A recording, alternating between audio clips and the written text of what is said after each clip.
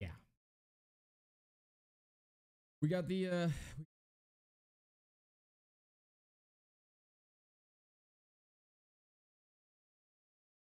do we have oh all on one there.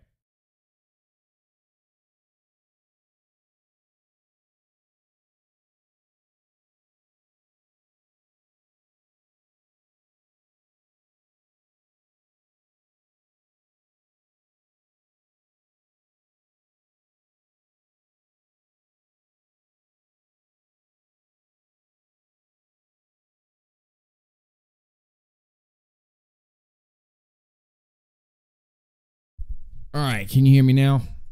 Are we good? Are we live? Good. All right. There we go. That's better. Sorry for the short intro. Sorry for the technical difficulties trying to put some stuff together, trying to get it back into order and whatnot. But how's everybody doing today? How are the Grounders doing? How are all the Falcons fans doing? How are you guys feeling over these past 2 days of moves and things going on? I got some thoughts, thought-provoking questions, a couple things that I wanted to talk about, a couple things that didn't make sense to me, a couple things that did make sense to me, a couple things that I definitely want to address. So let's get straight into it. My name's Lieutenant Dan. This is Unintentional Grounding live. We are doing this a little bit early. So for those of you that are looking for another show a little bit later, we will be doing that about 8:30 p.m. Eastern time. But let's address the elephant in the room. Yeah, the Falcons are out here. They are talking to teams. They are trying to secure picks and trades. And the big rumor was that we would make a move for Michael Bennett. And that would give us the inside-outside option to attack other teams, and we could at least continue to compete. And let's not get something mixed up here. Let's not get something mixed up that we can't compete against other teams. But we could have competed against, or been able to compete against, teams like Philly and Green Bay with Aaron Rodgers back. We would have been in better position to compete against teams like New Orleans and Carolina and Tampa, but that is not to say that we cannot still fight in our own division. We have a third place schedule. It's not as bad as it seems, but it would have been nice to secure someone of Michael Bennett's talent, even if he's older. So I'm not going to overreact to the fact that he was sold off to the Philadelphia Eagles for a 5th round pick. That is That is what it is. But I want to know why the Falcons put their hands on their seat and sat their butt on their hands. Was it so imperative to keep your 4 picks that you have, rounds 1, 2, 3, 4, and not give up a 4th rounder for Michael Bennett? Now, tell me I'm wrong in the chat. Tell me I'm wrong. I'm going to go read through the chat in just a second, say hi to everybody. So please don't think that I've forgotten you. You guys are the most important thing to me when I'm doing my show, is you guys. But I just want to get this out. Why did Dan Quinn and Thomas Dimitroff and Arthur Blank not make a move for Michael Bennett? It had nothing to do with the off-the-field issues, I know. Or, well, excuse me, sitting for the national anthem. And I do not care what you guys think about that. Really appreciate your opinions. Really appreciate you guys coming in here. But I don't care if somebody stands up, sits down, puts their heart on their hand on their heart, takes their hat off, or doesn't take their hat off for the national anthem. Doesn't matter. I care about the football. And the football, to me, would have been upgraded on our side if we had gotten Michael Bennett. The release of Poe and the release of Claiborne and the release of Shelby, it only made sense for us to go after an elite talent like Michael Bennett, even if he only had 8 sacks. Oh, and by the way, just letting you guys know, Vinny Curry only had 3 sacks last year. So I definitely don't want anything to do with Vinny Curry. Not a single thing to do with Vinny Curry, because now I'm pissed. If I was running the organization for the Atlanta Falcons, I would have made a deal already for Michael Bennett. It would have been done. That would have been done a long time ago. But if the Seahawks hate us that much, they don't want us to have Michael Bennett, and they traded him to the Philadelphia Eagles, making Philadelphia even more powerful, even have more guns. And now Vinny Curry wants to be, well, they want to trade Vinny Curry, Philadelphia, for picks. I ain't touching that with a 10-foot pole, because I'd rather get him for free. And now, as a Falcons fan, you have to think about this. We're not picking up Richard Sherman. We just missed out on the Bennett stakes. Earl Thomas is apparently on the trading block. The Seahawks defense is blowing up. An implosion right now of the Seattle Seahawks in Russell Wilson's prime. And we're all standing here going, man, sure sucks to have no Falcons news almost every offseason, and then the one time we want to get what we want, we don't get it.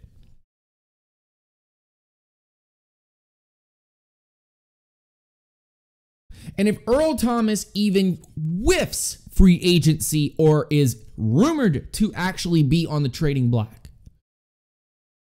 then I would think the Falcons would want to throw a pick at that. But I digress. I think we should get Shelby back, to be honest. Oh my Lord, stop. George, please. You and I both know the only reason why we cut Shelby was because he wasn't particularly very good. You just used a whole set of words there that did not comply, did not fit together. Puzzle pieces that did not fit. The only reason why we cut Shelby is because he didn't live up to his contract and he was injured all the time. And that's why we cut Derek Shelby. There was no reason to have him if we could get a young, productive player or someone else that was going to live up to their contract. Shelby's gone, bye. Poe's gone, bye. Claiborne's gone, bye. And that leaves a lot of space and room for people that obviously we can go get in the draft and we can have them immediately play, or in free agency that we can go grab. And to us Falcons fans, Michael Bennett was the guy. I mean, yeah, but who else are we getting at DT? Most likely double dipping in the draft now that we didn't get Bennett. So everybody just step back for a second and look at the big picture. With the Seahawks imploding, excuse me, I have to cough. With the Seahawks imploding, and Green Bay has to step back up. Lions have a new coach. Chicago's getting a little bit better. Minnesota is not a bad team, but they're going to be looking for a quarterback. I'm just going through the list. With the Rams getting better, they're throwing players all over the place, trying to retool that defense real quick because I think they think that lightning in the bottle is right now. With San Francisco obviously getting better. With Arizona only a QB away from being at least 8-8 or better.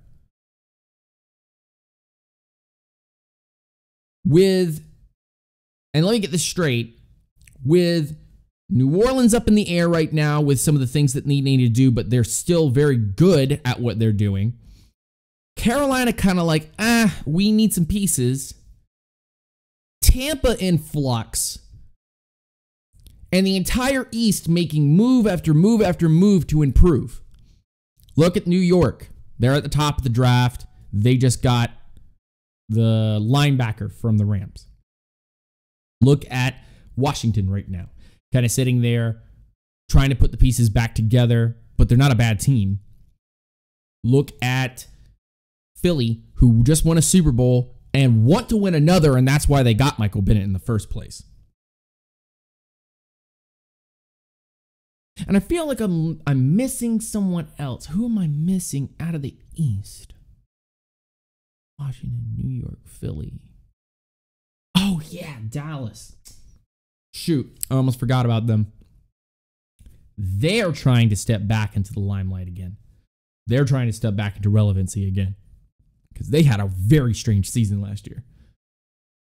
Very uncharacteristic because, well, but here's the problem. Is that maybe they're just, they're that kind of team. They're always going to invite trouble. So people are asking. People all over Twitter are asking. Alcoholic peeps are asking. Well, they're asking other people, but they aren't truly asking themselves, who should we go grab? It's all the other Falcons fans asking the Falcoholic. And then I'm throwing little tidbits out there. Hey, what do you guys think? But I've been sitting in my room, in my office, for about 2 days now. All of yesterday and most of this morning. Kind of going, man, the plan is still in line. If you guys don't believe that, go take a look at whether or not we got Michael Bennett or not, what the plan was going to be without Michael Bennett on the table.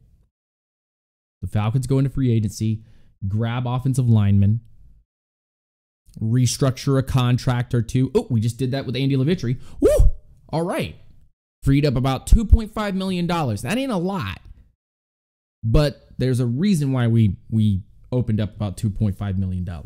There's a reason why we're making some of these moves. Why we re-signed Matt Bryant. Why we restructured Andy Levitri. Why we're making little move there and little move here and little move there. Mo Wilkerson is off in Green Bay, already flirting it up in Green Bay. So just forget about that. Just forget it. Don't even think about that. Lodi Nada's old. Most of the DTs in this free agent class are not worth our time. They're backups. A lot of backups are, I got to prove myself type of deal guys. Like Sheldon Richardson. Dominant defensive tackle and then gets in a little bit of trouble and then just peters off. So here we are. We're sitting in free agency with our hands under our butt on the seat. We're not making a dang move.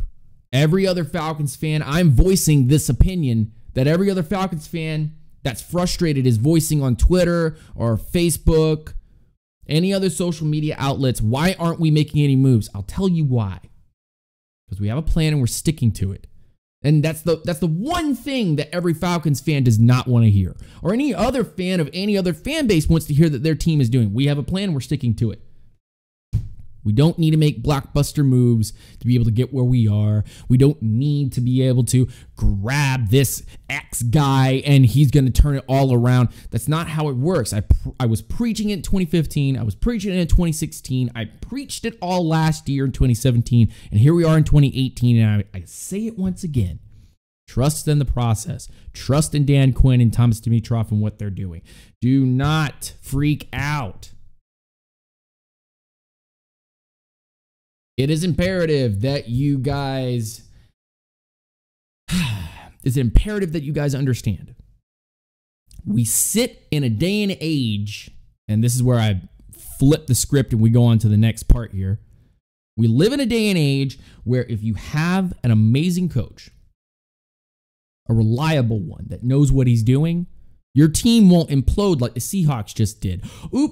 Who was the defensive coordinator that made the Legion of Boom what it was? It wasn't just Pete Carroll. It was Dan Quinn. And then when Dan left, wasn't it funny how the Seahawks just came crashing down to earth?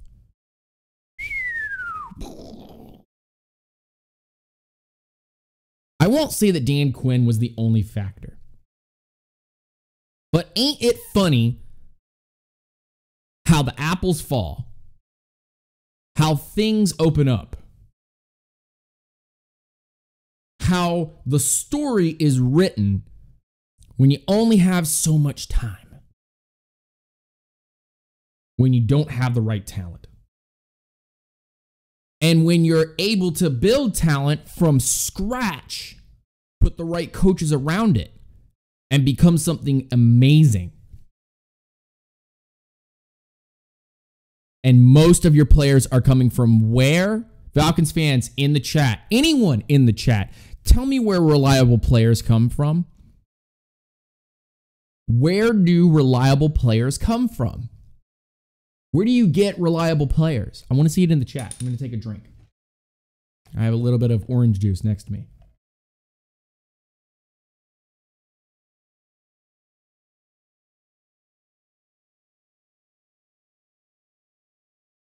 I see a couple people typing it. Anyone else?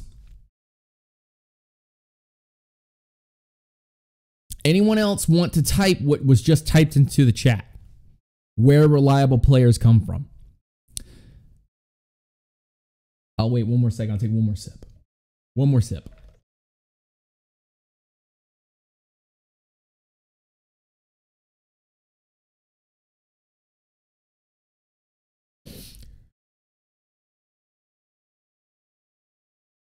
Okay. So we have a consensus out of 20 people watching right now, 21 people watching now. Now, you get reliable players from where? Not for free agency, you get them from the draft. And where has Dan Quinn gotten all of Dan Quinn's players? From the draft. Where did he get Neal and Tack? Where did he get Vic and Grady? Where did he get Poole and Dion and Campbell? Duke, Hooper. Where did he get these people? He got them from the draft. Where did he pick up his people? From round 1 to undrafted free agency. The draft is the most important thing and the only way that you can grab reliable players that work for your system and for your scheme. It's true. Because the free agents have come and gone on this team under Dan Quinn so easily. You can see the pieces that Dan Quinn brings in free agency with Thomas Dimitroff are falling off the team. The Shelbys of the world, the Claibornes of the world, the Poes of the world brought in on 1 to 2 year deals up to 4 and dropped if they're not able to keep up with the young bucks. Free agency has supplemented what we were doing. Very good, Mithrinder. Free agency has complemented what we have done in the draft. The team has been built by the draft. And let's not, and George, remember, I'm not getting on you, just you. I'm getting on everybody. Remember, this ain't just about Dimitrov, okay? Dimitrov goes shopping with a list from whoever the coach is, whatever the coaching staff is asking for. So Dimitrov works the cat very well, and then he goes shopping for whatever Dan Quinn wants. And Dan Quinn has pretty much stated, with a couple of guys here or there that have not worked out because of just the player's own identity, not Dan Quinn's fault, not Thomas Dimitrov's fault, not anybody else's fault. The player's fault. Some of those players haven't worked out. You know why? Because the player didn't accept the system. But Dan Quinn got guys that were all his own guys. Jalen Collins could have worked out very well for the Falcons. He was starting to show potential. He just couldn't get his life together. Other than that, could you tell me any other busts that have been with the Atlanta Falcons? I'm looking through the drafts right now. I can't seem to find anybody under Dan Quinn's tutelage at this particular point that he has drafted that have been risky and not worked out. Everyone has done their job. I mean, my dudes, the late round picks, like, we're talking like 7th round, 6th round guys have really not been like, I mean, come on, really?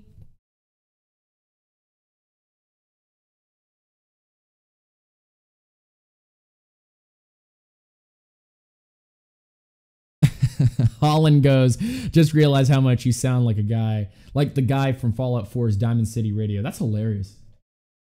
I like Fallout too. So that's pretty funny. Brian Hill was a good talent. Was a good talent. Brought into the Atlanta Falcons and could have been, I said it all last year. If on his best day, if we can train him up to be like a miniature Tevin Coleman, he'll work out just fine. But on his worst day, he's a fullback that can't block, can't run, can't catch. And there you go, right there.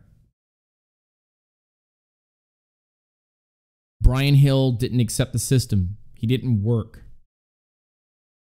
He was called, quote unquote, lazy.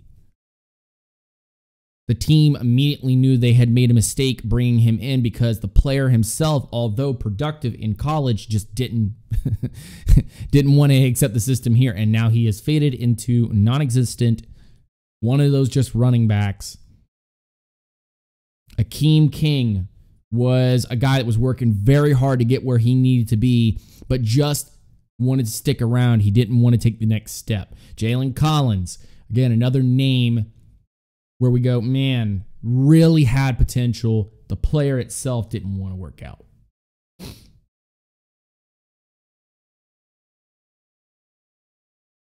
Let's have a moment of silence for LOB. I will not miss it. You know what? Yeah, let's have a moment of silence for the Legion of Boom.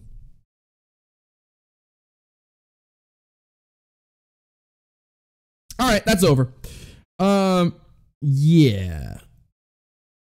So the Seahawks are imploding. The Falcons didn't make their move. They didn't jump for it. And look, guys, look. Are we going to get any of the Seahawks players? That's a dream. That's a dream right now. And I'm not going to get onto this. I'm not going to get onto this nonsense. I'm not going to, oh, we can get ET. Oh, we can get Bobby Wagner. Oh, we can get this guy, that guy from the Seahawks. Oh, they were from the Seahawks. I'm cutting it out right here, right now. This is the last time on this show that I will mention a Seahawks player unless we actually go and grab them. Done. And for the better, I think that we didn't bite. Because there are times where guys like Bill Belichick will cut a very productive player. Let him go. They go on to another team. And then they fizzle out. So there's one of two things that's going to happen.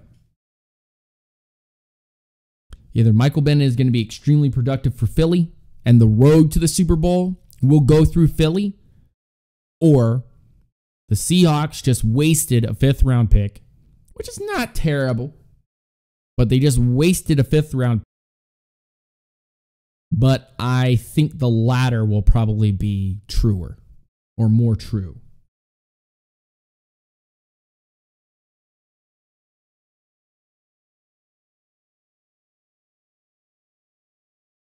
And look, for those of you that didn't want Bennett here in Atlanta, but not here in like where I am because I'm in Orlando, but in Atlanta, for those who didn't want Bennett in Atlanta, you got what you wanted. He's not in Atlanta. Congratulations. Maybe you're the smarter, but the potential that Bennett could have brought to the team as an inside-outside guy only made sense because of Poe and Claiborne and Shelby all leaving. And there had to be somebody to eat up some of those bits.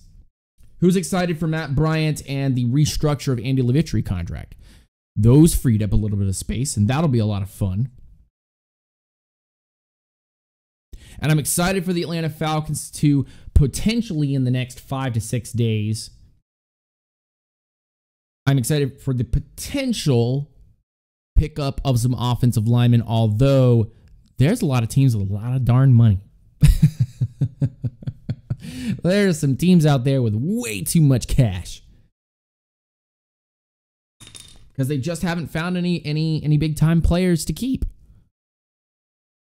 Free agency, I think this is where I also kind of step into another conversation. Free agency is going to become boring in the next couple of years because I've just figured it out, guys. Teams are going to have too much money. They're going to lock up everyone. Eventually, some quarterback contracts are going to get ridiculous. But I think smart teams will tell their quarterbacks, if you want to go out there and play for the Browns, you can. You can go play for the Browns and make $30, $40 million a year. But heed my words, you may never win a Super Bowl. Well, I want to make $40 million. You're going to be in the cold. You're going to be in a fan base that hates everything about life. That has accepted that it's going downhill. And that is the same thing with every other team that doesn't lock up a great quarterback. That they will have so much money to spend that it'll be ridiculous. So you just tell your quarterbacks now, smart teams will tell their quarterbacks now, we're not paying you $30 million a year. Not going to happen. Well, I've led your team. No, yeah, you've led our team. Congratulations. There are 100 other quarterbacks just like you, and we'll find the one that works out the best. But we have to pay a defense that puts you back on the field. And we have to pay an offensive line that keeps you from getting hurt. And we have to pay your weapons that are able to let you score because you can't run the ball, catch the ball, and throw the ball. Okay? And block for yourself. We have to pay kickers and punters. We got to pay special teamers. And free agency will become boring because teams will lock up everyone. Everyone will be locked up with major contracts. Everybody will be locked up for the long term. There will be barely any free agency to have. Unless, and here's the crazy little discussion I want to have, unless the NFL adds more teams. Which is very far from happening. But It could. It's much more likely that the NFL says we've been in the sweet spot at 32 teams for a long time, and it has been very successful for us, but we want more. We're greedy. That is the NFL. The NFL's greedy. It wants more. It wants to eat up everything it can. It's a hungry little monster from underneath your bed or in your closet. It wants to go out there and eat everything it can get. That's why it did NFL Europe for a while, because it wanted to eat it up. That's why it makes visits to London, because it wants more people watching it. Because the NFL also knows there's a time that is dwindling away for football, that football will change eventually, but they need to lock up as many people with eyes to watch it as possible. It's not like college football that has tradition. The NFL is, hey, that's what it is. The little greedy little monster eating cookies. Wake up and you don't have any socks, cookies, shoes. And why? Because the monster ate it. That is the NFL with money and views. That's what they want. So I would not be surprised if some of the bigger markets that are left lock up some NFL franchises in the next 20 years. Places like Orlando. Places like San Antonio. Places like Portland and Sacramento will begin to open up a little bit so that they can have NFL teams. The only way you'd be able to do it is 8 teams. But that is obviously living in a la-la land. I'm just saying that with so much money going around and so many people locked up, if you're ever going to have a free agency, then you're going to need to add more teams to create parity. Because eventually, teams are going to lock up so many good players, and there's going to be so many good players just left on the market. But there won't be any free agency because the guys that other teams will want are already locked up. Let's put something into perspective, by the way. And I said it at the beginning of this year, and I think that I'm going to continue to say this over and over. The Falcons will address the offensive line in free agency. It's just true. And there will be some backups in free agency that we'll pick up for the defense. And then when we go into the draft, there will be a double dip at some position, and I'm not sure what it will be, but it will be something on defense that we will double dip into.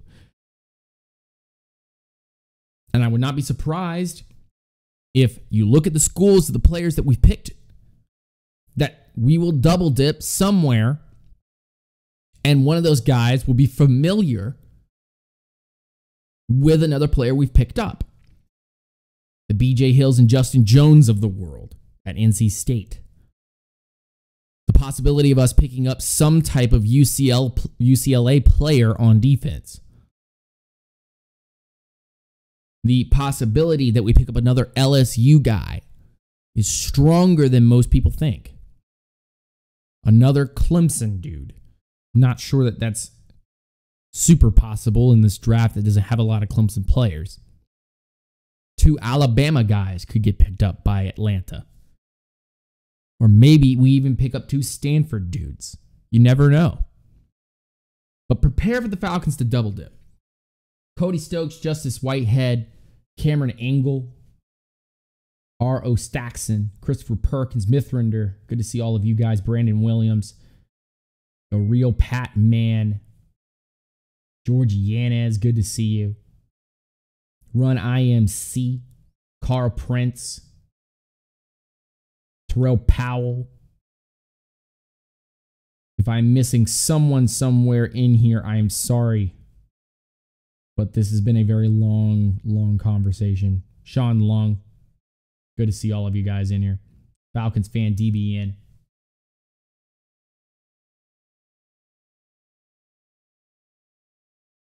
I look at this draft. I look at this free agency. I look at the Falcons' amount of money that they have. And until this Matt Ryan contract goes through, we have no idea what we can do in this year's free agency. I'm not sure what you do. I'm not sure what you do here. Where do you go if I don't know the cap number that we can play with? And the biggest portion of this is Matt Ryan's contract. Locking up Jake Matthews. Figuring out what we're going to do with this Brooke Reed's contract that's just, wow, I wish we could kind of free up some of that money. I love Duke Dawson, so we can talk about that all day we want. Charles Berg, what's going on, man? Good to see you. Look, I'm saying this right now. How much money can we pull out of the guys that have bad contracts or need restructures? How much money can we pull out? We need to be in the 20, 25 million mark to be able to put anyone that we want to go grab from somewhere else. I'm not sure if we're waiting for Cousins to set the market or Rodgers to set the market or whoever else needs to set this market. I'm not sure. I don't want to guesstimate. This show is all about the facts and the truth. And the fact of the matter is that if Matt Ryan and his agent are waiting for whether it be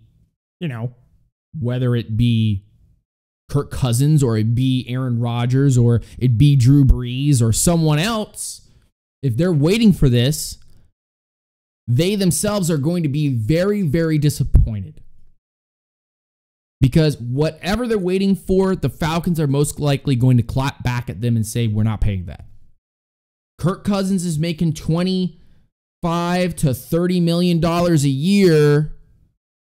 The Falcons are going to clap back at that and say, no, we're not doing that.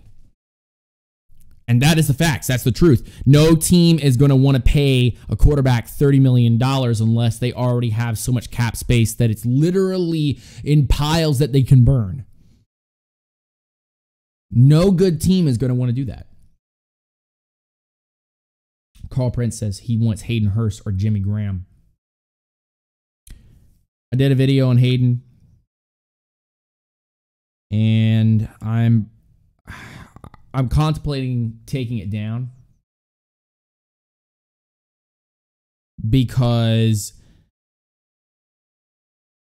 OSX or DOXS, something or another, sports services has copyrighted my video 4 times on the same video. And I can't make any money off the video. So I'm just kind of sitting here like, oh. And then somebody copyrighted my intro. My stream waiting intro. And so that was great. I didn't do a stream waiting today because now I have to go get a free song for that for a new intro. So there's that. And now I'm sitting here going, wow, we just haven't really talked to anyone else. And I would love to do some more videos on some people, but I've already done like everybody. Vach has done some people. I've done some people myself. So there's just no reason for me to make 5 different videos on videos that have already been done. I'm not doing another Vita Vea video. Why would I do that? It doesn't make any sense. Already done a new BJ Hill video with Vach Lombardi. Check that out. Go check that out when he drops it. Going to look at a Justin Jones video. We've already done one of those. Already have my thoughts and takes on him. And then James Daniels, I want to do a video on him, but I'm kind of looking at it like, okay, but we haven't really done anything other than talk to him at the combine. It's not like we brought him in for a private workout or something. So, Duke Dawson is sleeper to me. Sean Elliott is intriguing. Both are good. J.C. Jackson from Maryland, interesting. Want Levi Wallace to Deshaun Elliott. Why is everybody on this Elliott train? Can somebody tell me that? Can somebody tell me why? Blank said he hopes Ryan takes a more team-friendly day. I don't know. What about DJ Charm? Never heard of her, but please enlighten me. I don't know. He did good when he started and they overhyped him. Chark. DJ Chark? Chark? You're talking about Chark? The wide receiver out of LSU? I don't know. Ravens fans are all over him. They want him. They want him more than the kid out of Alabama.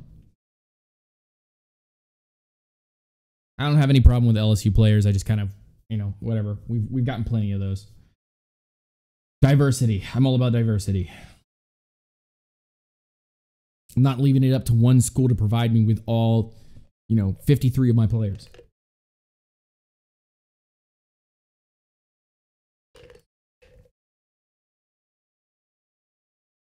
But yeah, man.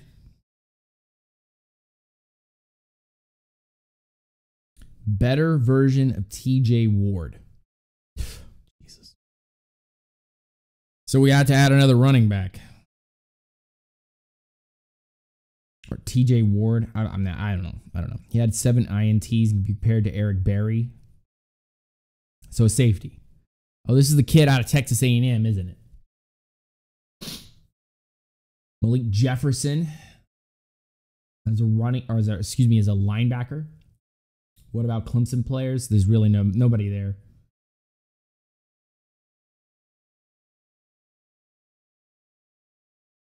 Devon. No, UT. Okay. I think we should skip free agency entirely. Junior 91, thank you. Thank you for laughing. Thank you for making me laugh. Oh my goodness. Thank you. No, seriously. I've had a really, really, I wouldn't say shitty day, but I've just had one of those days where I'm like, after this, I'm going to stream on Mixer, and I'm like, what am I gonna play? I really don't have anything that I want to go play. I don't have anything that I want to do on Mixer today, and my face has been a frown. My wife has been like, just please smile just a little bit. I was like, no. Free agency has already pulled my heartstrings. I don't want to hear it anymore. Turned off my phone for a couple hours. And I was like, you know what? I'm just gonna go on Mixer after I do a stream today. Then I'll go do another stream at 8:30 tonight on here to get the night owls, because the night owls usually come on really late. Sakir Holland, do you play on Xbox or PS4? I play on Xbox. But I just got some new games for my Switch. I just got the Mario Kart and ARMS and a couple other things.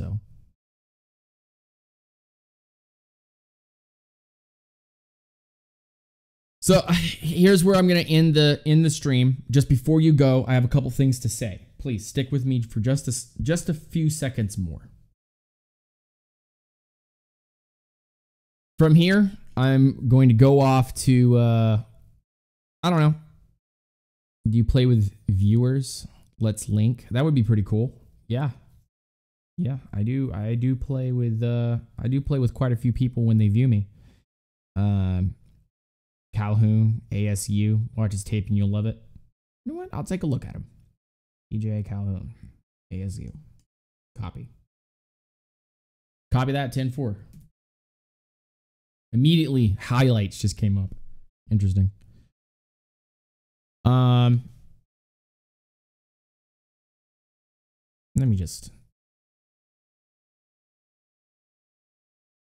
me just get this really quick.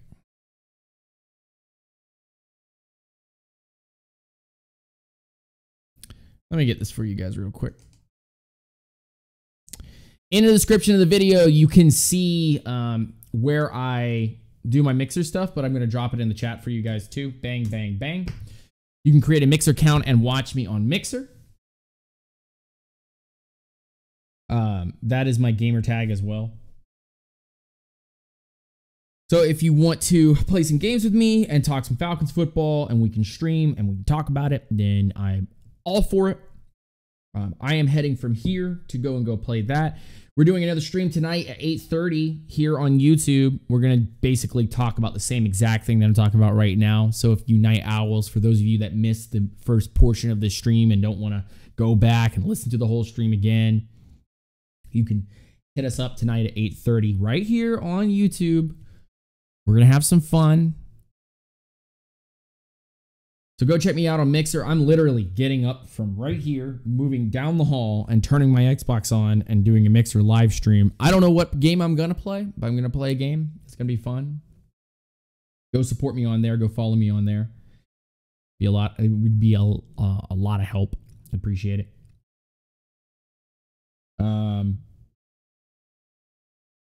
Twitter right now. We are killing it on Twitter, having a lot of fun with the Falcoholic guys, having a lot of fun with all of you that support me on Twitter. So, you know, UNGR_show on Twitter and on Instagram. Go on there. Check us out. And if you're feeling generous and you want to use some of your own money to support Unintentional Grounding and Unintentional Grounding Live, we're going through some transition periods right now, so we're changing a lot of the logos and everything going on.